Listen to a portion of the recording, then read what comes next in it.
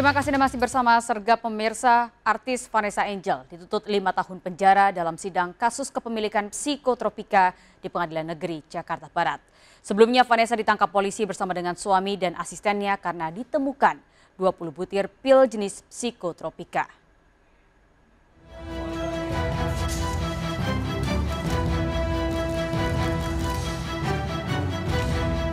Vanessa Angel yang berstatus tahanan kota karena sedang memiliki bayi tiba di Pengadilan Negeri Jakarta Barat langsung menjalani sidang kasus narkoba yang menjeratnya.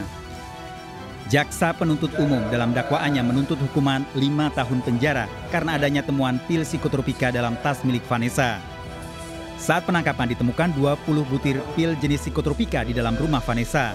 Umum belum hadir, belum dihadirkan sehingga belum bisa didengar keterangan saksi. Tinggal next sidang mendengarkan keterangan saksi. Kenapa sih akhirnya penerima dakwaan dari JPU tadi? Ya karena memang nggak ada yang harus ditolak, memang biar cepat aja sidang. Vanessa akan kembali menjalani sidang pekan depan mendengarkan keterangan saksi. Dari Jakarta, Miftahul Gani, iNews melaporkan. Pemirsa, gara-gara saling ejek, 2 remaja wanita terlibat perkelahian di pinggir jalan. Perkelahian menjadi tontonan warga di kawasan terminal dan viral di media sosial.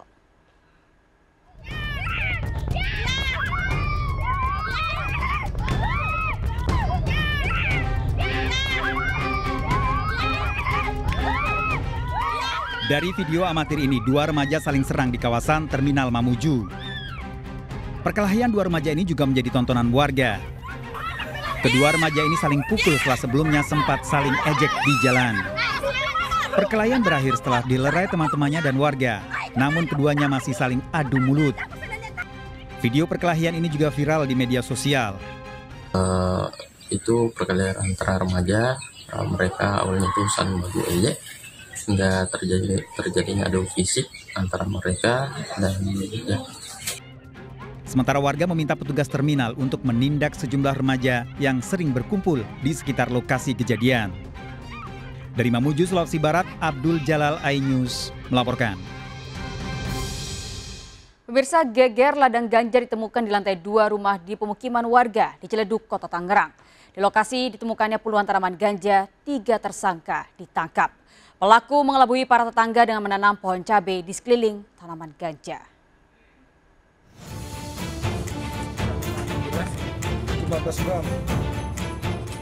Siapa sangka di lantai 2 sebuah rumah di Kampung Poncol, Karangtengah, Kota Tangerang, Banten ditemukan ladang ganja. Didapati 47 pot tanaman ganja setinggi 20 hingga 100 cm. 3 tersangka ditangkap polisi. Akses menuju lantai 2 rumah hanya menggunakan tangga kayu hingga sulit dijangkau warga. Terungkapnya ladang ganja ini berawal dari tertangkapnya seorang tersangka oleh aparat Polsek Ciledug saat bertransaksi 15 gram ganja setengah kering seharga Rp300.000. Pelaku mengaku menanam ganja sejak 6 bulan lalu dan telah beberapa kali panen jual pada pemesan. Iya, kau tahu bulan Maret itu berarti mulai menanamnya bulan Maret. Itu saya perkiraan dari tumbuh batangnya sampai sekarang. Oh, kok bisa tahu tumbuh batang ini selama umur 3 bulan? Perkiraan saya, Pak. Oh. Untuk menutupi aksinya, para pelaku menanam pohon cabai di sekeliling tanaman ganja. Tetapi masyarakat di sini tidak mengetahui karena yang bersangkutan ini melakukan penanaman cabai dan ini oleh tersangka juga diberikan kepada warga sekitar.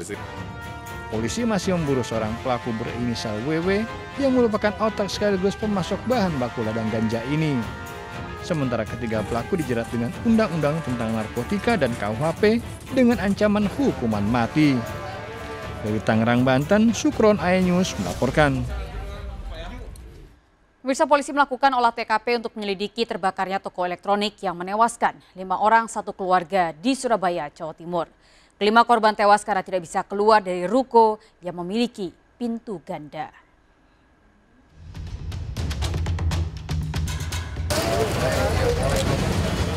Tim laboratorium forensik menggelar penyelidikan lebih mendalam terkait penyebab terjadinya kebakaran ruko di Jalan Raya Keranggan, Surabaya, Jawa Timur. Pada kejadian ini, 5 orang yang masih satu keluarga tewas di lokasi.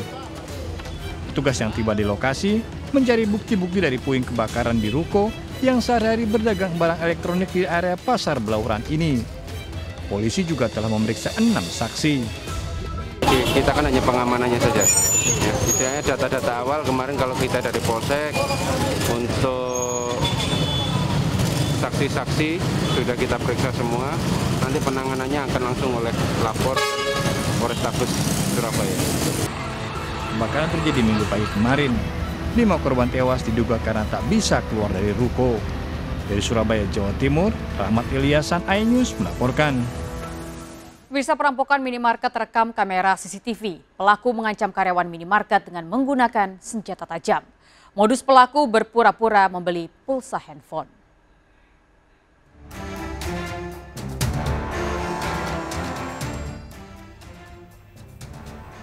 Kamera CCTV merekam saat perampok beraksi pada sebuah minimarket di Jalan Sudirman Ilir 1 Palembang, Sumatera Selatan. Dengan leluasa, pelaku mengambil HP milik kasir, rokok, dan pakaian. Selama beraksi, pelaku selalu mengancam korban dengan senjata tajam. Mendapat laporan, polisi segera memburu pelaku. Namun saat akan ditangkap, pelaku melawan hingga harus dilumpuhkan. Modus yang dilakukan pelaku yakni dengan cara pura-pura menjadi pembeli pulsa isi ulang. Merasa keadaan sepi, pelaku langsung beraksi. Petugas menyita senjata tajam yang biasa digunakan untuk beraksi. Pelaku ini menodongkan senjata tajam. Pelaku terancam 10 tahun penjara. Dari Palembang, Sumatera Selatan, Muhammad David, iNews melaporkan. Pemirsa, menghindari penyeberang jalan, seorang pengendara motor tewas menabrak truk. Penyeberang jalan lewat mendadak dengan berlari diduga membuat pengendara motor ini terkejut.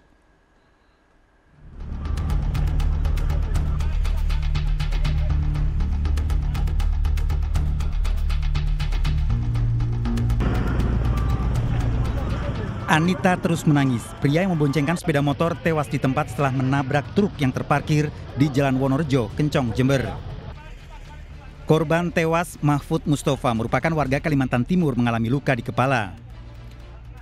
Korban kemudian dibawa ke Puskesmas Kencong setelah dievakuasi polisi dan warga. Menurut warga yang melihat kejadian, kecelakaan berawal saat Mahfud dan Nita yang berboncengan sepeda motor melaju di Jalan Raya Kencong, namun tiba-tiba ada pejalan kaki yang berlari menyeberang. Karena menghindari penyeberang jalan, Mahfud menabrak truk yang terparkir. Ada pengendara sepeda motor dari timur melaju dengan kecepatan sedang sebenarnya, tapi ibu-ibu itu ada yang menyeberang dengan lari, Mas. Habis itu ibu yang nyebrang dengan lari tadi sempat ketabrak dan akhirnya pengendara itu langsung ada truk parkir ketemper itu sudah. Polisi telah memeriksa sejumlah saksi dan melakukan penyelidikan di lokasi kejadian. Dari Jember, Jawa Timur, Bambang Sugiarto, iNews melaporkan. Pemirsa, awasi anak Anda saat bermain. Seorang bocah tewas tenggelam saat berenang di kolam renang Waterboom, Kota Parepare, Sulawesi Selatan. Korban diduga tenggelam setelah luput dari pengawasan sang paman.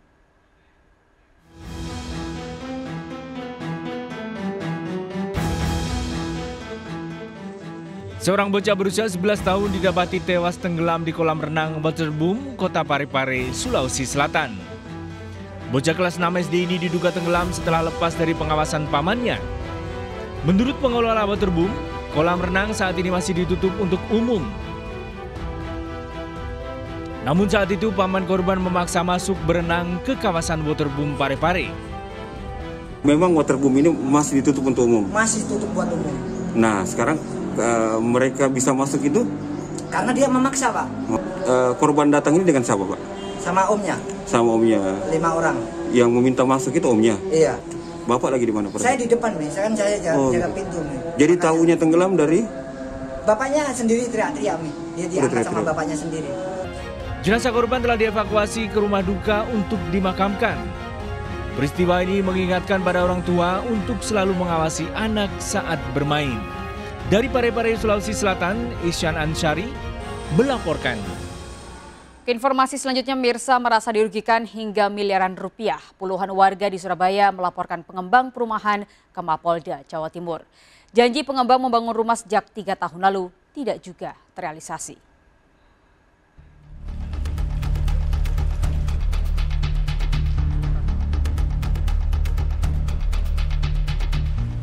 Sejumlah nasabah dari sebuah pengembang perumahan di Surabaya melaporkan nasibnya ke Ditreskrimum Polda Jawa Timur.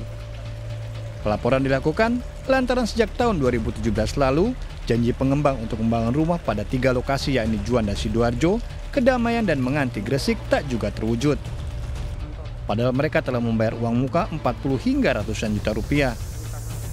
Upaya kekeluargaan pernah dilakukan, namun tampaknya tidak ada niat baik dari pengembang.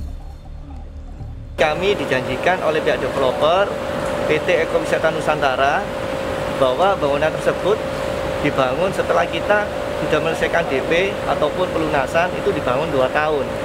Tetapi sampai detik ini, sampai hari ini pun di lokasi atau di set plan belum ada pembangunan.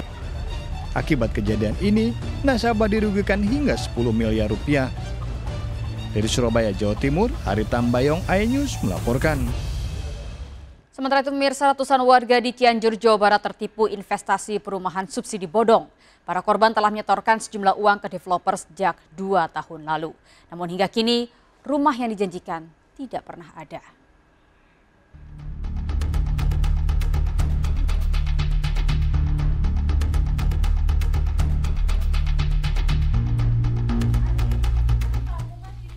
Sejumlah warga menjadi korban penipuan investasi perumahan subsidi bodong di Cianjur, Jawa Barat. Kasus dugaan penipuan berawal saat korban ditawari rumah bersubsidi oleh salah satu pengembang di kawasan Pacet 2 tahun lalu. Para korban tergiur harga murah. Dengan membayar uang muka 6 juta rupiah lebih dan cicilan 900 ribu rupiah, mereka dijanjikan bisa memiliki rumah subsidi dengan luas 72 meter persegi. Namun setelah 1 tahun, rumah yang dijanjikan tak kunjung ada, bahkan tanah yang akan dijadikan perumahan juga tidak nampak. Tercatat ada 134 orang korban dengan total kerugian mencapai 1,2 miliar rupiah. Setelah dilaporkan ke polisi, 2 pelaku penipuan ini telah tertangkap. Orang kita ini masuk per tanggal 2 Juli. Ya, ini berikut 2 tahanan tadi. Ya, kalau tuntutan kita sih sampai sekarang sejauh ini ya kita menginginkan hak kita kembali. Korban berharap polisi bisa menangkap 2 pelaku lainnya yang masih buron agar uang yang mereka sudah bayarkan dapat kembali. Dari Cianjur, Jawa Barat, Muhammad Andi Iksan, iNews melaporkan. Pemirsa, 3 wanita nekat berboncengan 1 sepeda motor dan masuk jalur tol. Para pelaku mengaku dikejar mobil. Ikuti informasi selengkapnya usai jeda pariwara. Tetaplah di Sergap.